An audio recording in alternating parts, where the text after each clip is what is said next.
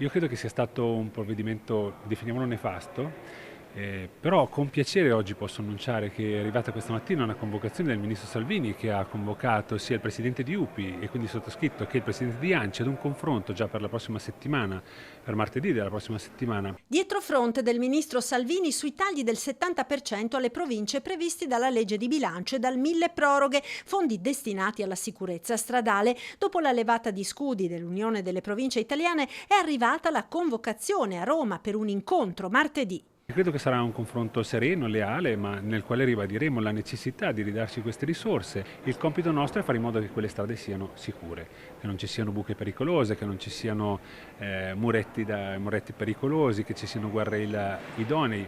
E per fare questo dobbiamo avere quelle risorse necessarie che una volta le province avevano e che altre province, penso ad esempio quelle vicino a noi, tipo Trento, Bolzano, oggi già mettono a disposizione e che le altre province d'Italia non hanno. Tagli che per la provincia di Treviso nel biennio 2025-2026 significano 4 milioni e mezzo di euro in meno su un budget di 6 milioni e 400 mila euro, praticamente la pietra tombale sulla maggior parte degli interventi in tema di viabilità e sicurezza. L'auspicio è che nell'incontro di martedì si arrivi al ripristino dei fondi. È positivo che il Ministro ci abbia convocato martedì da una ricognizione che abbiamo fatto in provincia di Treviso, è il 100% l'importo delle risorse impegnate e l'83% è quello speso, e quindi significa che noi siamo capaci di calare a terra le risorse che vengono messe a disposizione. Evidentemente c'è stato qualche misunderstanding in termini di rendicontazioni, perché